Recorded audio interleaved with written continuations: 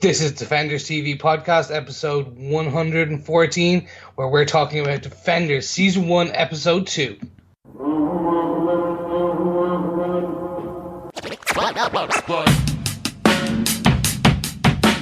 think I'm holding back?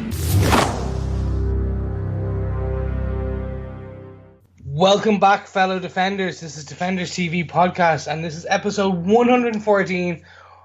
But more importantly, this is where we are reviewing The Defenders Season 1, Episode 2. I'm one of your hosts, Chris. I'm one of your other hosts, Derek. Hi, and I'm your final host, John, fresh from a Jessica Jones-style drinking session.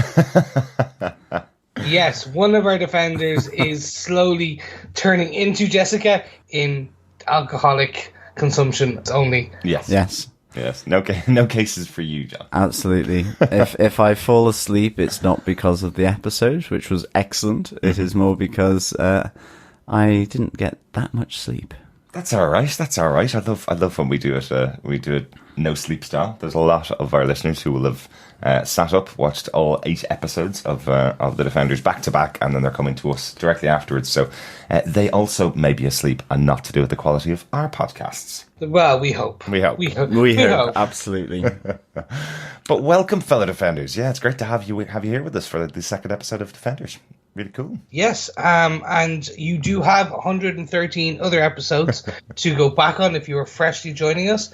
If you are not joining us for the first time, you are one of our fellow members. You know how we do this, so you can skip ahead 10 seconds. But for our newcomers, welcome. We are watching in advance at the moment. Thank you to Netflix for providing us some screeners. Basically, how we review the shows is we watch one episode, we record a podcast where we take a combined top 5 points and basically then go through some notes, discuss the points and discuss the notes, and finally coming down to what we deem and do we defend the episode, yes or no. So guys, I don't want to jump around too much, but if they wanted to find and communicate with their fellow Defenders and ourselves, where can they find us? Yes, you can head on over to defenderstvpodcast.com and leave us a voicemail. Just click on the tab on the right-hand side of your computer screen. And of course, you can contact us by email at feedback@defenderstvpodcast.com. Yes, you can send anything you want with regards to the episodes of The Defenders or any of the individual Defenders as well. Just send on over your comments, thoughts, questions, and let us know. Now, one bit on that, because we don't watch ahead and we record as we watch, if you are sending any emails or voicemails in, please mark which episodes you're giving feedback on, but we don't want to just suddenly have the end of the series ruined for us. Not that you would do that, but just in case. That's never happened. No, never. You can also join us over on Facebook at Defenders TV Podcast, or more importantly, come join the community, our group at facebook.com/groups/Defenders TV Podcast, where we nerdily discuss in the most flamboyant and harmonious way what we liked about the episodes. We put up spoiler posts so you can watch along at your own pace, and that's where we'll have those meaty discussions on what exactly did Jessica mean when she punched Luke in the face, because we know it's going to happen. It's coming, I'm sure. Oh, and there was another punch in the face this episode well. There was. One final thing, if you want to subscribe to the podcast, you can subscribe over on Apple Podcasts by going to defenderstvpodcast.com/iTunes. You can get all of our episodes there. The way we're covering them, as Chris said, is watching an episode and recording a podcast, but we do put them out at different days. So each episode from now on is going to be released on Monday, and then another episode on Friday of the following week. Each week, it'll be done that way until we finish The Defenders. Yes, and this is you're quite lucky you were getting 2 episodes in one day. For this, because we are releasing this episode on the 18th of August. So hopefully you have just binge watched 2 episodes and are now listening to our dulcet tones. Yes. But should we kind of crack on with it, lads? Because I think we have a lot to discuss. We do. We really do. So, Derek, do you want to tell us who wrote and directed this episode? Sure. This episode was written by Lauren Smith-Hisrich and Marco Ramirez, another good team-up from former episode writers. Lauren Smith-Hisrich was a writer on Daredevil episodes Kimbaku, 7 Minutes in Heaven, and The Dark at the End of the Tunnel, so comes with lots of Daredevil knowledge. Marco Ramirez is obviously the showrunner and wrote episode 1, and Lauren Smith-Hisrich will continue on for episode 3. She'll write that episode as well. So it seems like they're also going for a bit of a team-up vibe for the writers in the office as well. So that's quite cool. It's the writing defenders. Yes, definitely, and they're doing pretty good so far. This episode was directed by S.J. Clarkson again. She directed episode 1 of the series, obviously, as you've probably just heard on our previous podcast. John, do you want to tell us what they gave us with your synopsis for the episode?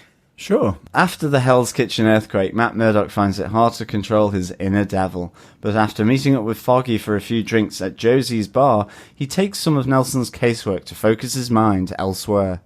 Luke begins to hit the new bar in Harlem, Trouble in Paradise, to get a lead on the mystery surrounding the increasing body count of young men and uncovers a new player in Harlem known as the White Hat. He tracks one of the White Hat's vans as it goes off to dispose of dead bodies of allies of Kunlun following an attack by the Hand.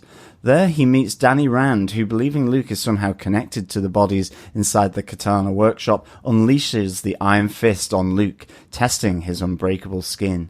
Jessica, meanwhile, calls in the explosive find to the NYPD and the feds, before snatching evidence collected at the scene.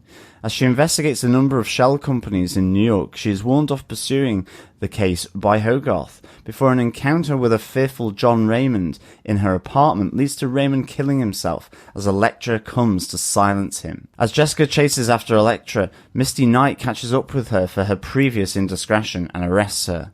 At the police precinct, her interrogation is interrupted as her new and unexpected attorney, Matt Murdock, arrives to defend her. Well done, John. With a hangover, ladies and gentlemen, and fellow defenders, that is an accomplishment. Mm-hmm. Absolutely, yes. Although this synopsis probably has just been edited down to make it appear as though all was well. That's my job. Yeah, that probably took about 30 minutes to actually say. There was some of us having a snooze, but more importantly, people, what a cliffhanger! Mm-hmm. What a moment! That can just. I'm Matt Murdock, your defender. Awesome. Cool. I'm sure a lot of our listeners know this. This is the same line that Matt Murdock uses when he meets Jessica Jones in the comic books. It's his first time he meets Jessica Jones. He walks in after she's being interrogated by a police officer in New York PD and says to her, "I'm Matt Murdock, your lawyer." So yeah, very cool to have a direct. From Alias. Yes. Yeah. Wow, very good. Love that. So, gentlemen, I think this is time that we get into the nerdy news that all these people need to know about. Well, when I say nerdy news, I mean top 5 points.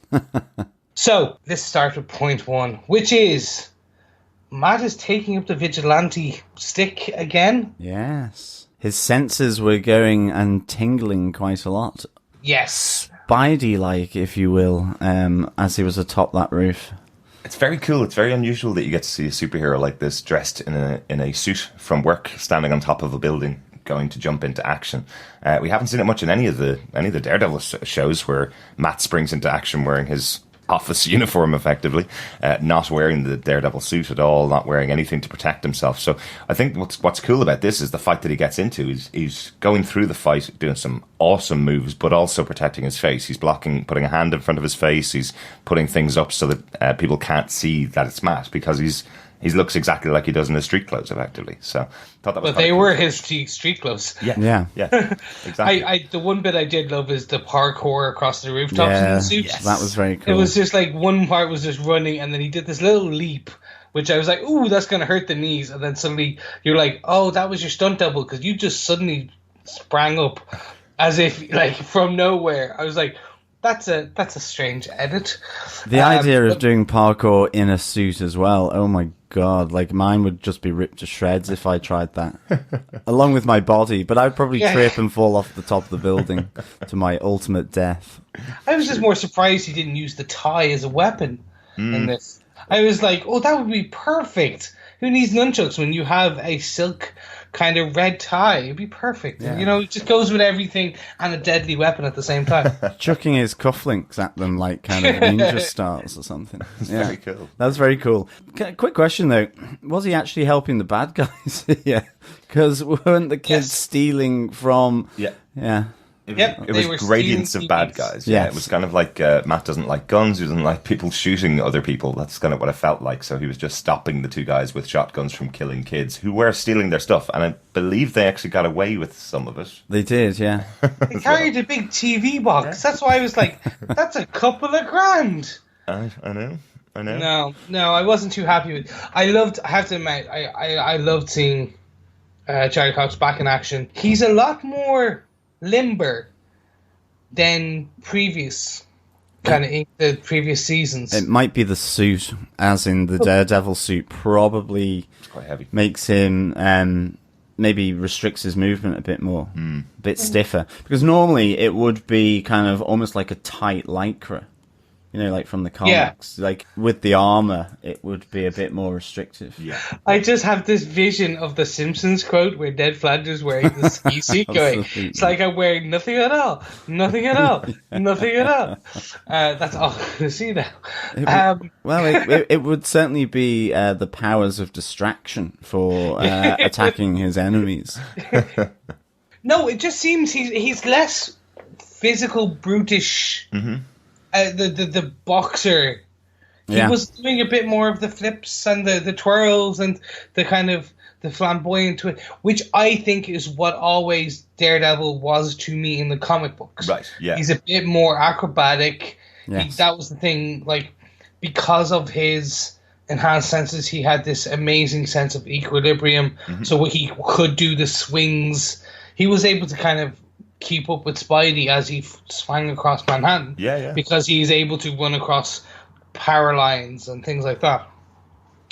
So this feels for me very Daredevil-y. I have this feeling of him getting a massive electric shock as he hits a power line. No, he's like a bird, you know. Like they So barely touch it enough, and it's light touch. I definitely get what you mean, Chris. There's definitely a lot more flipping and movement within Daredevil. I wonder, will we see a bit of a change in him when he does don the costume in future? Yeah, I'm hoping so. I'm hoping because it seems like a natural evolution of he had a bit more of the anger in him over the last 2 seasons, and I'm hoping that this is kind of a cathartic kind of awakening for Daredevil, Right. that he can use his powers a bit more, etc. yeah. But speaking of which, he was very close to putting the suit back on when he got back home after this fight in the alley. He was standing over the over the box that keeps his suit until we hear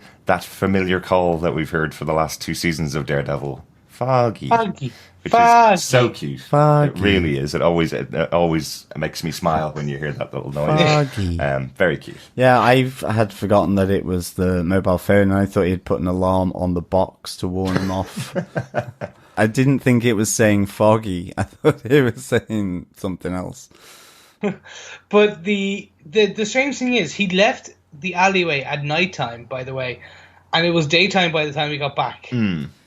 Yeah. So either he took a very long route, meandering route home, or he did some other vigilanteism. I think he did a on lot the way more. home.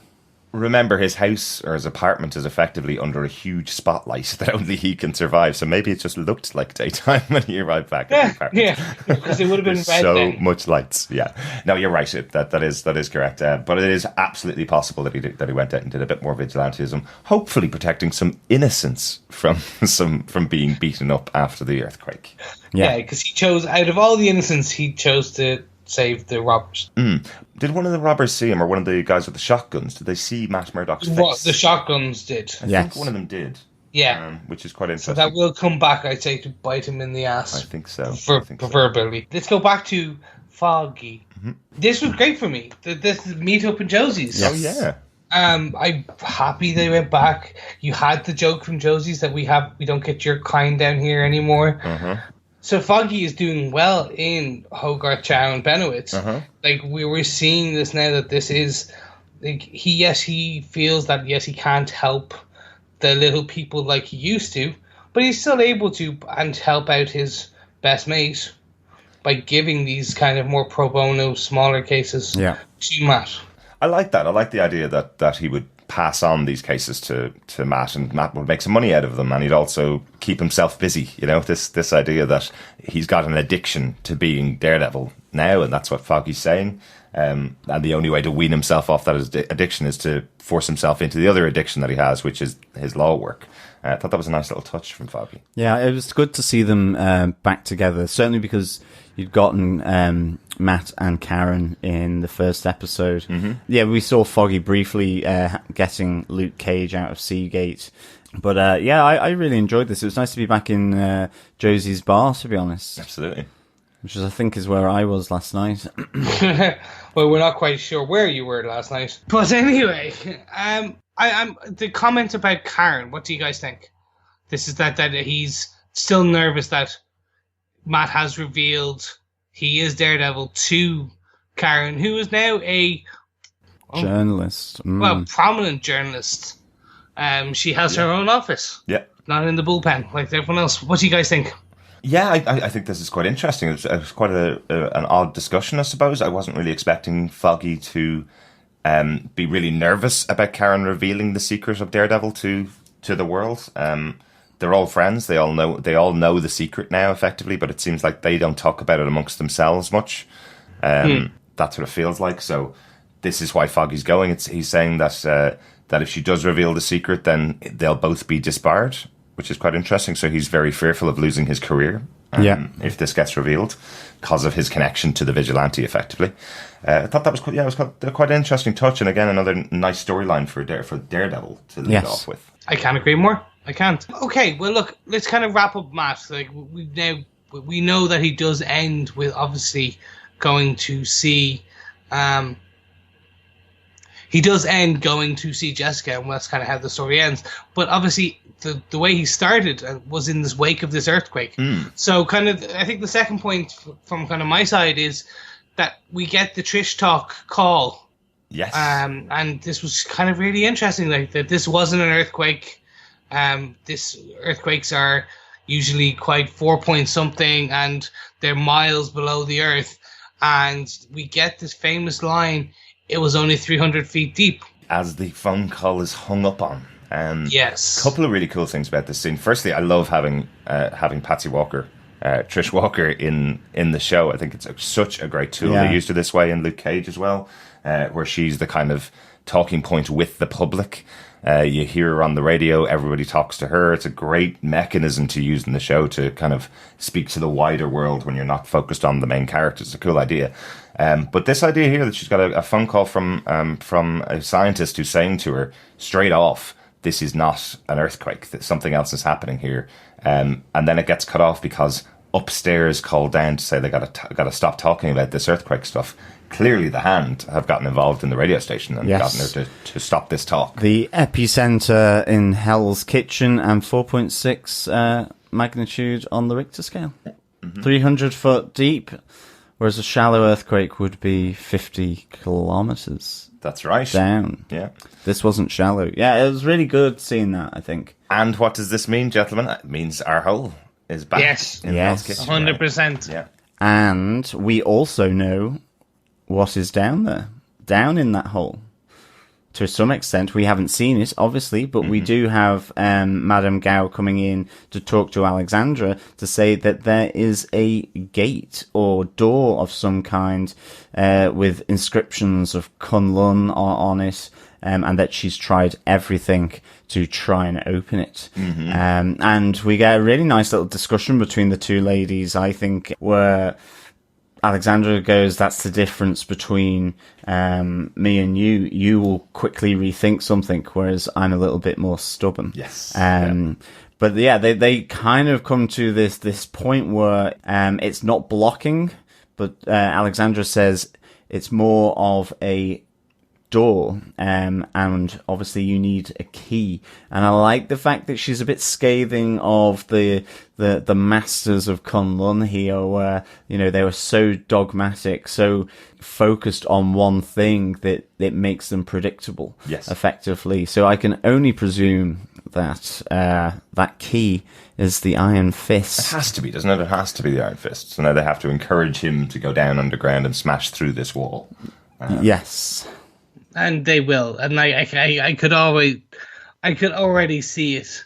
Kind of Danny breaks open the seal by thinking that he was helping everyone by doing it, and unwittingly releases some catastrophe on the planet, or on a kind of Hell's Kitchen, if you will. I could see that kind of straight away. Just as soon as they started saying it needs a key. I was like, yeah, okay, I can kind of telegraph this. Yeah. I hope they go down a different route, but I don't mind if they go down that route. I think the more interesting thing is what's behind the wall, and why is Kunlun blocking that off from the world, and what have they found in other countries where these types of places have been, which is what they've said. This isn't the first time this has happened. This is just the most important one in New York. So what's been behind them in the past, and what's going to be behind this one? Yes, what are they looking for?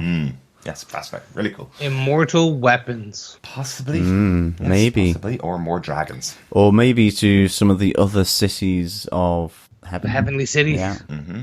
Yeah, well, anyway, either way, Trish is suspicious now. I love the fact that... this. Yeah, absolutely. I also love the fact that Trisha's car was in a pothole, so she thinks it's getting towed again. It's almost like a repeat of the episode 1 scene. Mm-hmm. It's down in a massive pothole that's been created by the earthquake. Yes. Poor Trish. Poor Trish. She doesn't seem to take very good care of her car, really, does she? No, not at all. And also, if you were spending money on that type of apartment, you'd assume they would have underground parking. I think it sounds like it's beside work. She drives to work in New York, which is very unusual. Yes, New York's a very busy city.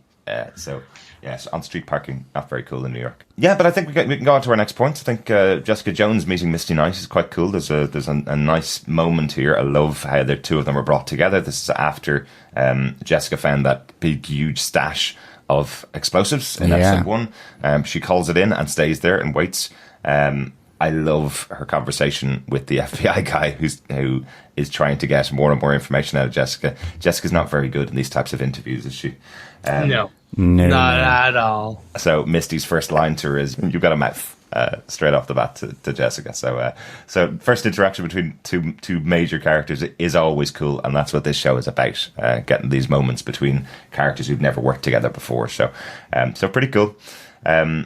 Jessica then goes on to her investigation. She does, even though she's reported it all in, she steals the delivery docket with the company name on it, so that she can investigate what's going on, investigate all the company records and find out where they are. This is quite cool. So this is all of the shell organizations that are covering up, going back to the 1800s, apparently. So hundreds of companies all the way back. Yeah, this was a nice little touch, really. I loved the sort of the increasing frustration of Jessica. She's like, what the hell? And then finally having to ask the librarian, who then says, you need to go to the historical archive. And it's just the kind of, it's just the great expressions that Kristen Ritter does of just like, oh God, this is like such an effort. It's just really, really cool. I just love her reaction. But of course, she bumps into an unexpected person down there as well. Yes, she does. In the form of Hogarth, comes to warn her off. And I'm there going, so is Hogarth somehow... Will their firm, at least at the moment, be sort of involved with these legal things, or was it just to warn her off from the Fed investigation with the explosive? It did seem to be that, but I was wondering, she was obviously tailing her. But I just wondered whether there was maybe a double-edged warning there. Yeah, I did. Like, it does feel like this whole show is going to explore how deep the hand goes in New York, I suppose.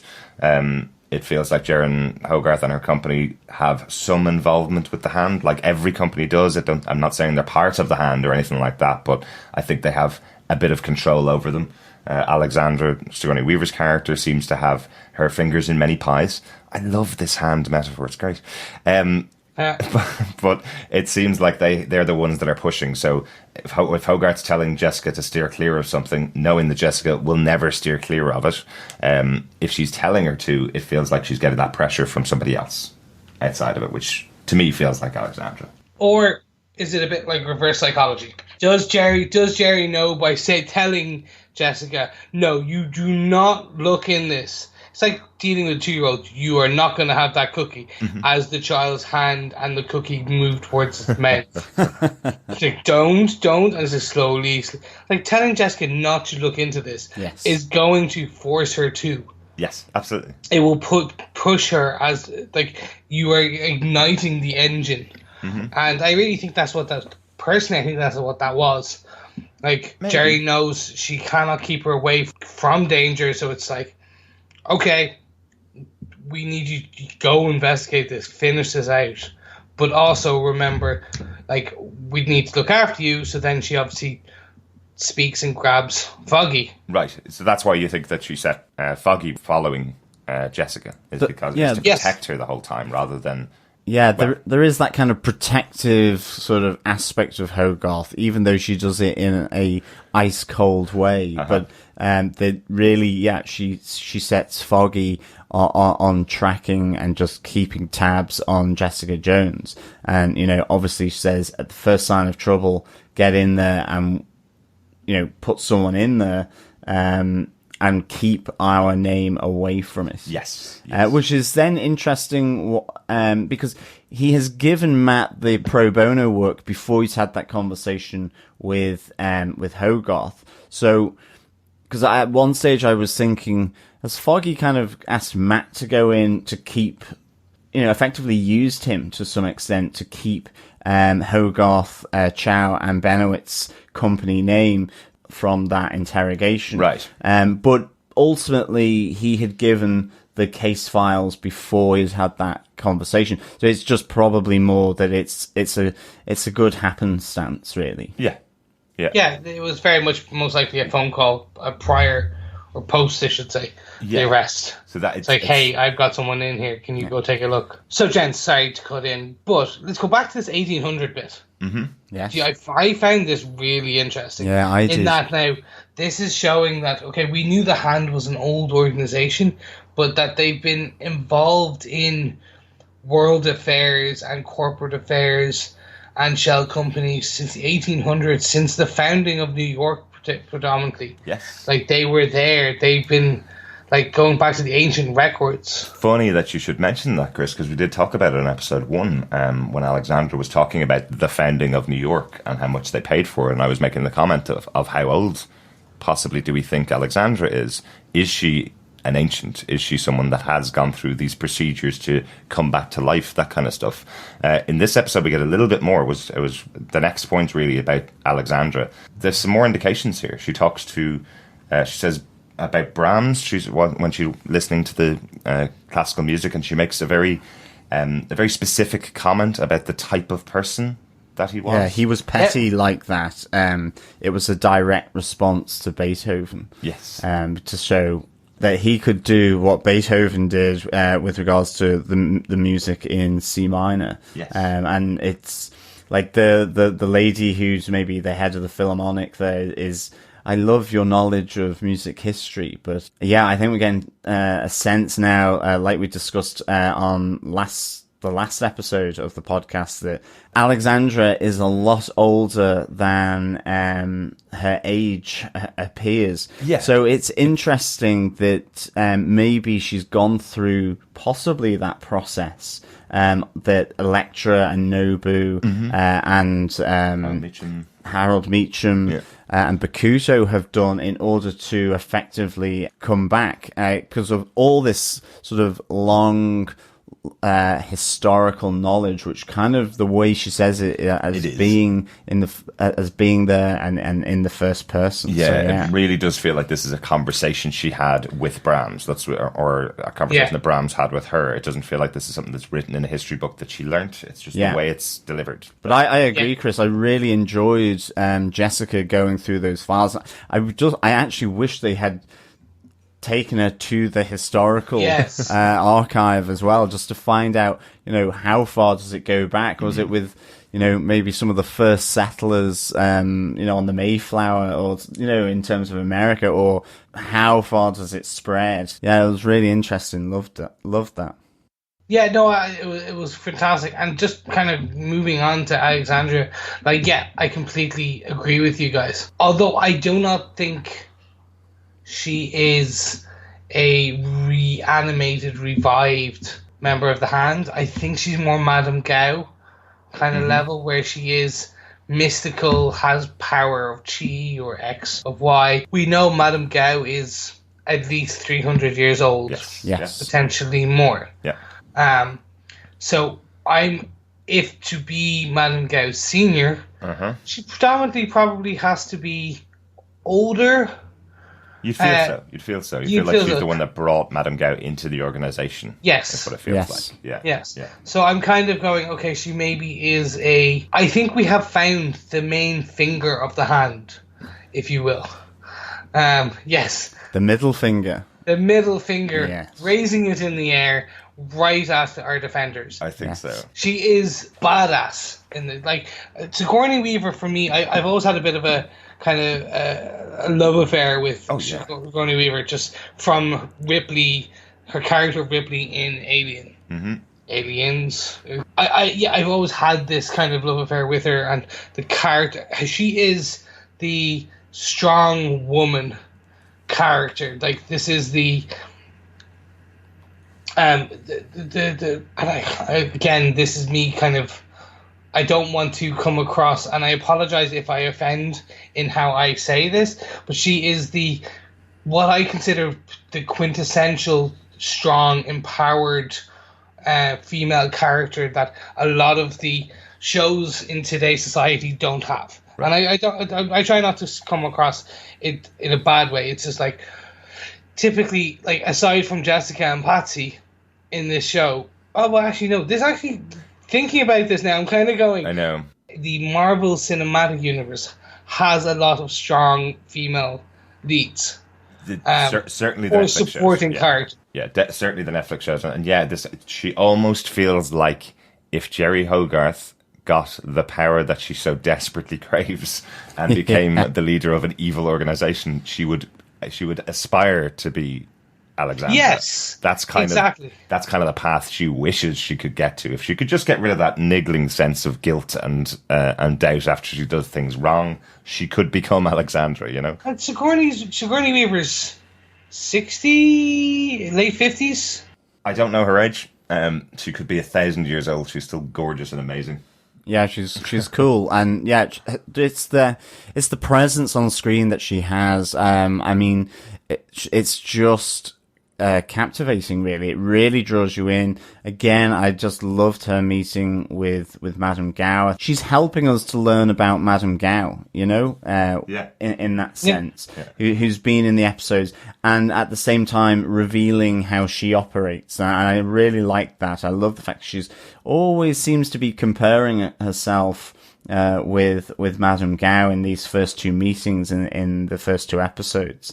So it's been really cool. One of the things I also love is just this scene of her sitting watching a chamber orchestra play for her on her own in her own office. There's something very special about this. There's something very Wilson Fisk about this. Just that moment of her sitting, allowing the music to wash over her, getting a private performance from I think it's the New York Philharmonic, I think it is. Yeah. Where they're referencing the fact that she's been putting so much money through them that they'd love to host a gala in her name because of how much money that she's fed through. So I do think that's quite cool as a character. I love the fact that she likes the good things in life, you know? And the finer things in life. Like, she just donated enough to fix the whole concert hall after this earthquake. So we're talking 6 figures here, minimum. Yeah. Potentially a 7-figure in a day. Just went, there you go. It'll be tax deductible on the balance sheet. Oh, because we know the Hand are all about that accounting. Yeah. Well, actually, we do know they had an accountant. Exactly. Little Leslie, yeah. Yeah. Maybe they're digging the hole underneath the concert hall, and they're just protecting the hole. Perhaps. Yeah. Could be. And of course, the other great thing with Sigourney Weaver's character and Alexandra is we see her with Stick, who has been... seems as though he was probably taken hostage from that swordsmith's workshop where all the dead bodies were being dissolved in acid beforehand. But again, there's a nice little interplay here where Alexandra kind of says, try not to bite, old friend. But we have, Chris, your theory was correct. I think, actually, Chris, you've already got 2 theories near enough correct. One, that the cast, that the guy in the sewer was the cast, because now we have this workshop that seems to be full of cast followers members as well. They've got the picture of Kunlun in at the back of the workshop. But the other one as well, to some extent, it's half true that Hogarth has brought together Jessica and Matt through Foggy together. So at least one half of the Defenders have matched up, as you said, through Hogarth rather than Claire Temple. That's like right. we thought. Yes, that was your theory. Yeah. That's right. Yeah. I'm telling you guys, I should be a writer at some point in one of these shows. All right. But it is great to see Stick back, I must say. Stick is the mentor of Elektra and Daredevil. If you haven't watched Daredevil, the series, and jumped into Defenders for the first time, it's great to see him back. It's great to see him in the show, and I'm hoping he doesn't die because I love the character. I love his evil wit. Yes. I have a question, though. The old friend, is that the old friend we've been battling for years against each other? Or is that the old friend, I used to be part of the cast, but then I went to the dark side? And I think that question will have to wait till next week. Yeah. Don't you start doing Netflix style cliffhangers. Absolutely. I was thinking exactly the same thing. You know, were they previously lovers in another age, or, you know, was she a member of the cast? Or, you know, what's this relationship between the two of them? But please don't bite.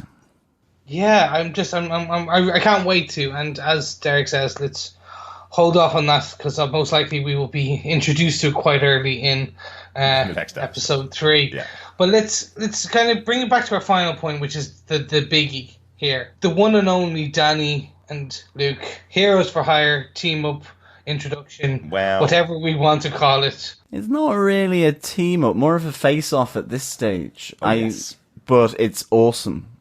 Completely agree. This was so good. Massive smile watching this all the way through. I absolutely loved the moment where Luke is just standing there whilst Danny is kind of doing slow-mo karate kicks and punches to the chest and to the legs and all this kind of thing. And Luke Cage is just like looking at him and like there's all this determination on Danny's face and he's not making any inroads whatsoever. And I think he just gets flung down the alleyway or something. I just giggled all the way through that. I thought it was really good. That was really good fun, wasn't it? Yeah, I love that moment. It's like Luke wants to bat away a fly, and that's probably why when the punch lands from Danny, why he's so shocked by that punch and flies himself across the other end of the alleyway. And that's some power. Similar to what John was saying, in that it wasn't even just the Iron Fist moment and kind of impact. The actual overall face-off was brilliant. Mm-hmm. But Mike Coulter, he didn't flinch an inch. So I'm trying to figure out how they recorded this as a whole, because it was slowed down, but like Mike Coulter took the punches without flinching. Yeah. So I'm trying to say, was this just like they filmed it in normal speed, but like with the guys moving super slowly, Right. and then just sped it up a tiny bit, Maybe. so that it looks like it was almost in slow-mo. So that's how you could almost punch a stone wall and not have it move, Right. kind of style. It was an interesting kind of choreography, cinematography question. I was like, how did they do that one? I love when TV shows do that. It's always cool when you see something that you'd go, how is that possible? They didn't CGI his face to move, did they? That can't be possible. Well, the CGI for the face did move. That was how they did that. Well, okay, they did. But I meant for the other parts. Yeah. But okay, guys, so let's hold on. This was a great moment, but let's discuss how the two quintessential men arrived at this intersection. Yeah, because it's certainly separate. It's coming from their own separate ways, isn't it? Definitely. Yeah. Unlike a bit of jiggery pokery from Hogarth and Foggy. Yeah. For the other two. Yeah, it's quite cool here. So this is obviously on Luke's side of the house, the kind of case, I suppose, that Misty turned him on to about the kids in Harlem getting killed. He's following up on that case and bumps into one Mr. Turk Barrett. Yeah, that was a great scene as well. Yeah, great to see Rob Morgan back on the show. He's pretty much been on all of the series. Another one of the players that's crossed over most of the shows. Really cool to see him here. Love the fact that Luke takes him in back and holds him up against the wall and starts punching things around him. Great little scene. I loved the smart aleck mouth of Turk here to Luke, and I just thought it was a really cool little scene. It says, "What part of this shit looks like it's up to me?" Like, just really, really nice line. I want to be Turk in this episode because, like, Luke Cage smashing an open keg. It was just like that spray of beer all over you. I'm like, just had this vision of like Turk turning into like a Herbal Essences kind of shampoo and anti-dandruff kind of commercial where he's just kind of washing himself with beer, kind of like like flicking his hair. Love it. I love having Turk back. I'm hoping that's the end of our Turk kind of the usage for this series. Oh, it will. Because it will. Yeah, I'm hoping it was just a passing kind of like we'll throw him in quite quickly. But I'm questioning how many cameos are we going to call them?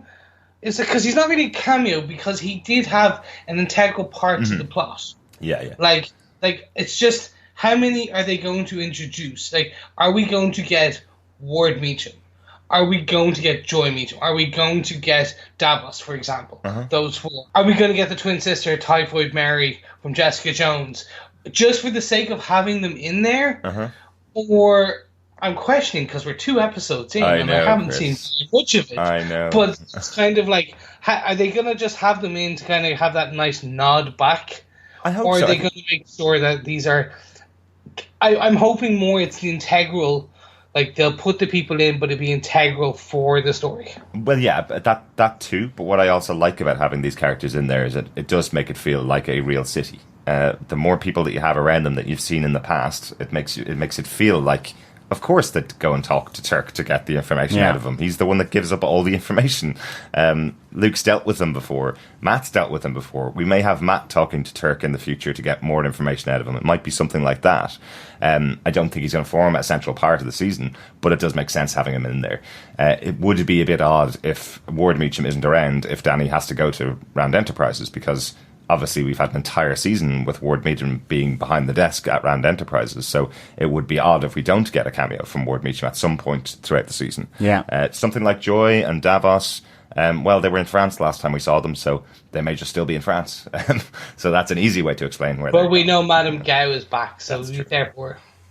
Yeah, but we get to see the new player in town as well, in Harlem, with the White Hat. Yes, we do, yes. Who's sending these lads on their mission to effectively to acid wash. That's kind of like a commercial as well, Chris. Get It's like- those spots and pimples from your skin with the white hat acid wash. So the two bits. One, a white hat, crocodile shoe wearing man. I was like, ooh, this is kind of going really on the nose. I'm like, I don't know who this character is. Until we get a name, I can't say, okay, they're picking this look and feel for this person because he is from a comic book and he is obviously referenced or kind of some. I don't know yet who, Nope. but Yeah. the like having someone that 80s Bond villain looking kind of, I was like, oh, okay. It felt Live and Let Die, definitely. Yes, exactly. Like you have, was it Zoltan? Not Zoltan, Zoltan. Oh, yeah, because it was with Jane Seymour. She's the tarot card reader, Live and Let Yes. Die. Yeah. I can't remember the big bad guy's name, but yeah. It felt, really kind of that 70s era. Exactly. And of course, I was thinking of Diamondback. That's exactly the reaction we all had to Diamondback when he arrived, because he was flamboyantly dressed and looked very different from other characters around him. Felt like he was a comic book character. My understanding is this character is not from the comic books. This is a character created for the Defenders. We will find out his name, I think, in future. The White Hat. Yes, it is just the White Hat, but there is no character, the White Hat, in the comic books. The actor, John, we have seen before. We have seen him over on Gotham. He was the leader of the gang that went up against Fish Mooney in the Dollmaker's place in season 1. Very cool. So, yeah. So we have seen the actor before. Oh, okay. Yeah, so that's quite cool. And then on the other side, obviously, Danny and Colleen are finding their way to the cast, what they think is the cast. Yeah, allies. There's that really good moment where Colleen is like saying, we have allies. There are other people here after they've come back to the dojo from being out in Southeast Asia. So they follow the trail of the Skamato sword that the guy in Cambodia had, which is not kind of this standard katana, that it's probably much more prestigious. It's very rare, but that ultimately leads them to this workshop then, where they go in and obviously find the rave that's not gone down too well with all the bodies, but then all these images of Kunlun as well. Actually, one of the great things I really noticed this episode was just the music around Danny and Colleen with the kind of mournful violins and stuff. I just think it frames him really well as a character. Like, right. it was really nice. Just the way they had this kind of, just this little reference in the music when he's on screen. I thought it was really cool, actually. I like that. And it must be, the character's being treated as he's getting very frustrated with this. What I kind of like, if you think of the comparison between all the other characters in the show, Matt's given a case which is going to protect Jessica, and that's what he does, and he gets there. Jessica gets really frustrated because she spends about 15 minutes looking for companies and can't find them. She gets really annoyed. Luke's investigation takes him about, a day. He just follows a car, and then he's found his destination point, effectively. He knows exactly what's going on. Danny's been on the hunt for the Hand for more than 3 months with no leads. So I like this setup for the character at the start of the show, that he's frustrated and angry about the fact that he can't, even with all of his power, he can't do anything to avenge his parents' death now that he's found out who killed them. And he can't do anything about avenging the loss of Kunlun. No matter what he does, no matter who investigates, he can't get there. So it puts him in a nice position at the start of the show. Yeah, definitely. So I have a question, guys. Uh-huh. The cast. Yes. Do we think this is like the external force or the external army of Kunlun? Perhaps. If the Iron Fist is the weapon, the adversary of the Hand, could the cast be? Well, you're not gonna be wire monks. So out in the world, we're gonna have you as warriors. You're going to be our anti-Hand, because I can't understand the connection to Kunlun otherwise. Right. They need to be. Is that the Iron Fist is the Kunlun's back guy? Yes, exactly. And then if you have the Hand has their weapon being Black Sky. The cast has their weapon being the Iron Fist. Yes. Yeah. No, I totally agree with you. You agree with me on this? Yeah, I was trying to. Yeah. It just went through my head. I was like, I found it very hard, kind of imagining myself having a photo of some random town in Ireland. Yeah. Unless you had a connection, a deep connection. Yeah, I think for me the way I kind of have seen it is it's almost like the army of heaven, effectively, and heaven is Kunlun. It feels like Alexandra has been to Kunlun. Yes. Stick's been there, Madame Gao's been there. It feels like a place that people that have a connection with the mystic side of the Marvel universe know all about Kunlun, and it's the place they want to get to and want to go back to, almost. Yeah. So this army protecting it, absolutely, it makes sense. Whenever Kunlun reappears, this army comes out to protect it along, and kind of knowingly, I suppose there's going to be a lot of them sacrificed to protect this city, because the only person that can defeat the Hand is Iron Fist. That's his task. But if you have 1,000 people running at you and you're the Iron Fist, even with that power, you probably do need a few other bodies beside you to at least block for a couple of minutes while you recharge your chi, you know? Yeah. So I think that's what they are. They are the expendable henchmen, basically. Kind of. I don't know whether it says that on the job description, but I kind of feel that's what they are. Yeah. They would get run over. What was that scene in Austin Powers? You remember? It was like it was the first one to kind of start showing you the life of the henchman. Yes, outside of the supervillain. Mm-hmm. That was brilliant. That's all I'm going to see now is some member of the Hand's going to get killed, and later on, I just want them to randomly go, John's been killed. At least we have the Hand's pension. It's fine. Right. Gents, I think that is all the major points from this episode. Yeah, there's just a few notes. There is obviously the Elektra attack on Jessica's apartment when her case is there holding Malcolm hostage with a gun to his head saying, "Stay away from me, don't take this case." And again, it kind of echoes through from what Hogarth was saying to her to stay away. So you just wonder whether Hogarth has had dealings maybe with Alexandra in some way, or at least her company, the shell company. And John Raymond's bullet to the head as like Elektra comes storming in. He basically stops her, prevents her from killing him, or taking him hostage even. We don't know, but I think he is absolutely petrified here. But yeah, shoots himself in the head. Yes, absolutely. And of course, that really sets up Jessica then getting arrested outside her apartment by Misty. That's right. So yeah. From my side, a note I wanted to bring in was the incident is mentioned again. Yes. At the very beginning. A very quick callback, Easter egg, if you will, to the Avengers incident in New York.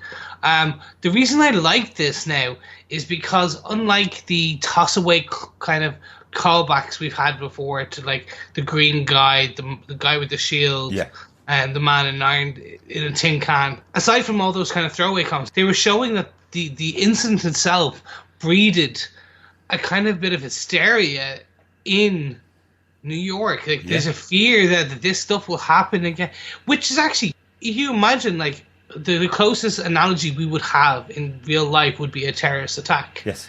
And if you had a terrorist attack to the level of New York, obviously they did, but I'm saying as a proxy to the kind of the incident, an earthquake would make you, holy God, what's going on? Yeah.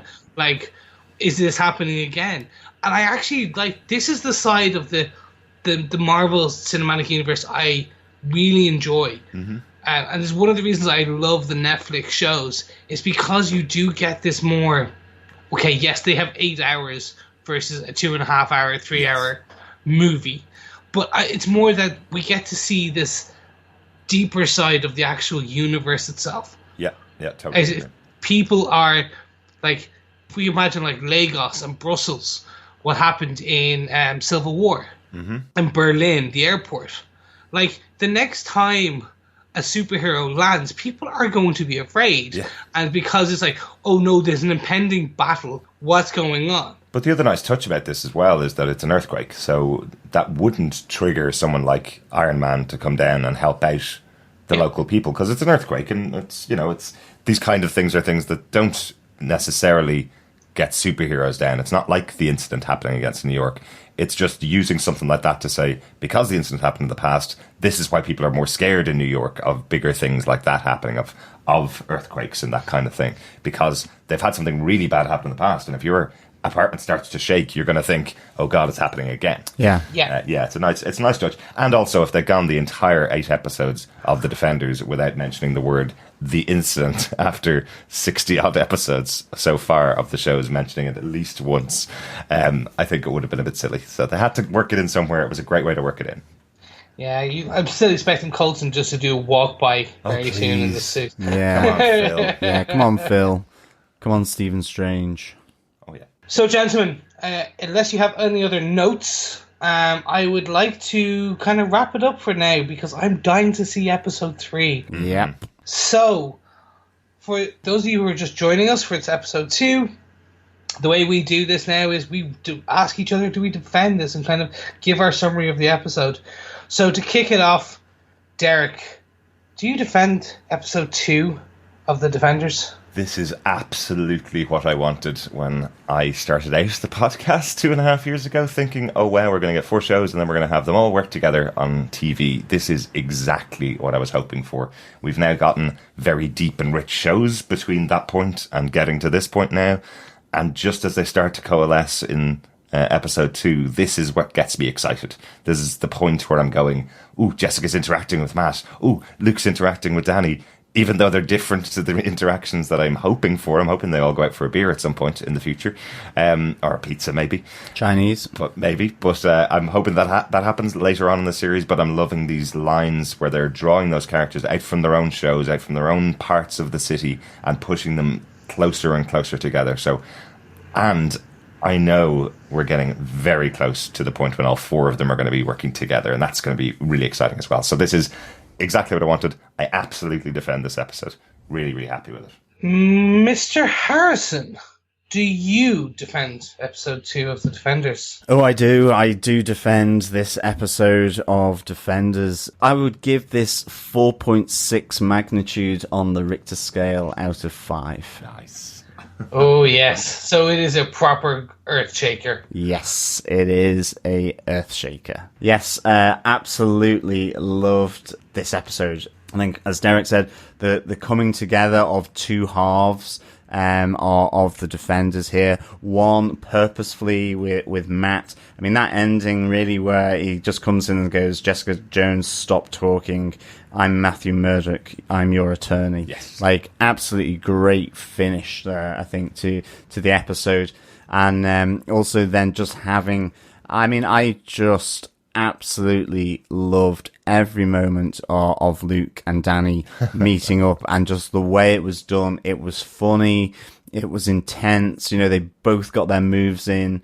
Really, really enjoyed it. Just these different threads starting to come together, of Danny's investigation, Luke's, sort of getting back into the groove in Harlem, finding out about the White Hat, the new boss in town in Harlem.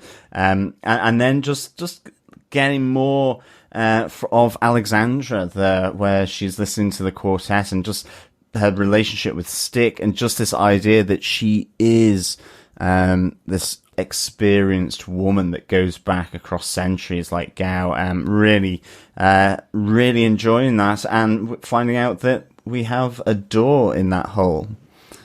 Not the Millennium Falcon or a big hand, but maybe the hand will still come through the door. Yeah. Well, the hand is trying to get through the door. Absolutely. It's knocking on the other side. It's knocking on the door. But yeah, absolutely defend this episode of The Defenders. And Chris, do you defend this episode? I 100% do, guys. I can't. There's not much more to say that you guys haven't said. For some of the niggly little things I've seen, or like the certain... Like, for now, for example, in episode 2, they don't have the lighting direction the same. So the lights, there weren't any deep reds for yeah. Matt. So it was obviously that was an episode one thing, but I was like, oh, imagine they kind of continued this through. Like that is potentially my only criticism so far of this kind of episode. Right. Like out of an hour-long episode, I'm like struggling to find this. And obviously, I do have rose-tinted shades, as Derek, as you said. Maybe you just couldn't see the lighting then, Chris. Potentially, yeah. And also wearing rose-tinted shades indoors is never a good thing. It's as you said, Derek. It's 2.5 years ago we got the announcement that they were bringing these 4 shows plus culminating in a Defenders and a tie-up mini-season. That is what we've got now. And the lore is so deep. The overall story, I feel, is professional enough, is strong enough, and mysterious enough that I'm dying to go to each next episode. Not because it's a Netflix show. Yeah. The way Netflix setting it up and the beautiful that they want you to binge to the next one and the next one and the next one. I'm just more, I want to know what's in the hole. Yeah. Behind the door. I want to know everything about Alexandria. I want to know why Stick's there. Why is the cast dead? Like all these questions that are central to the plot, but also more kind of expansion and more exploratory. Yeah, definitely. Yeah. I actually just wonder on that as well. Again, it almost favors the point of that Iron Fist should have had a bit more about Kunlun there. You know, seeing that picture of Kunlun in this workshop. Yeah. Again, just to bring that mythology and how it interacts with the cast and the hand. Those 3 different groupings. It just kind of almost strengthens that point a bit, I think. Yeah. Yeah, I'm kind of hoping now with that, as you said, that we'll get a better introduction to the cast as a whole throughout the next 4, 5, 6 episodes, and kind of they explain the background. But overall, I completely, and I'm just rambling at this point, so I'm going to close it down because I also have to see that Derek, our producer, is kind of doing the wrap-up sign. I wholeheartedly defend this episode. It's a fantastic continuation on a series that I'm dying to watch more of. Excellent.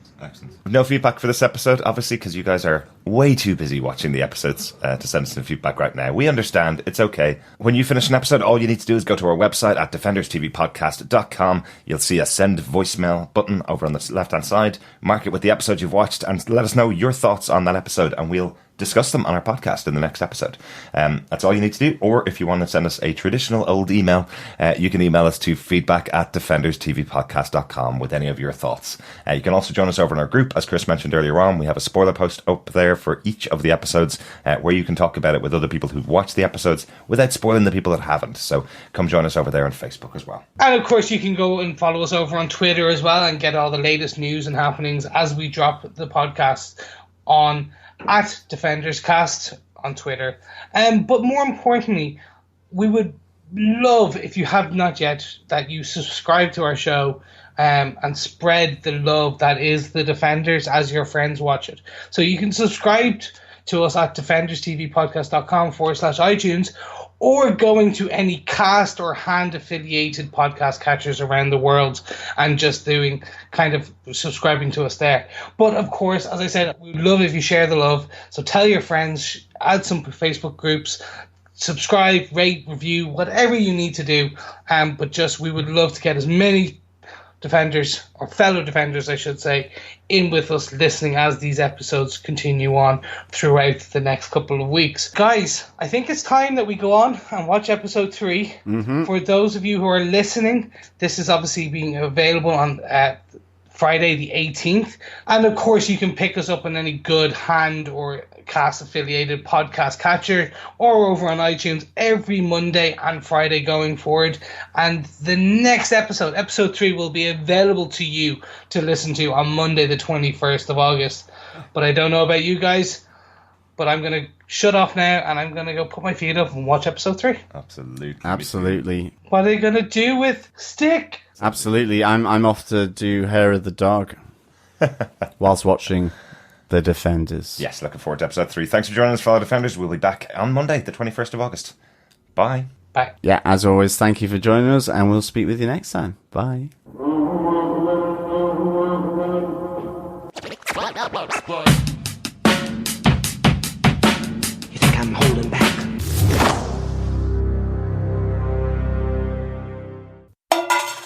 That's kind of like me having a photo of just a random town in County Ireland. County Ireland? Chris, you're from Ireland. That's the most American thing you've ever said. Well, we went down to County Ireland yesterday. Oh, but Jesus, begolly, me lucky charms. There you go. That's the outtake. Sorry.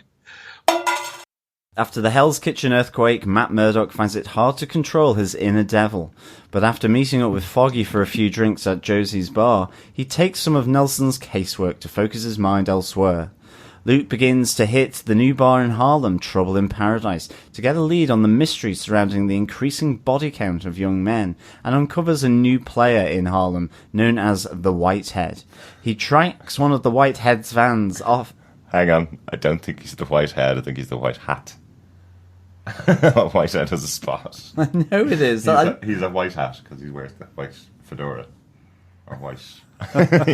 No one knows the Whitehead. No. I'm convinced it was the Whitehead. White Hat. No, it was the White Hat. Also, aka Pimple Face. All you have to do when you finish watching an episode, just go to the website. Damn it. I got him. I got him. I did almost got him. I almost got him. Hey!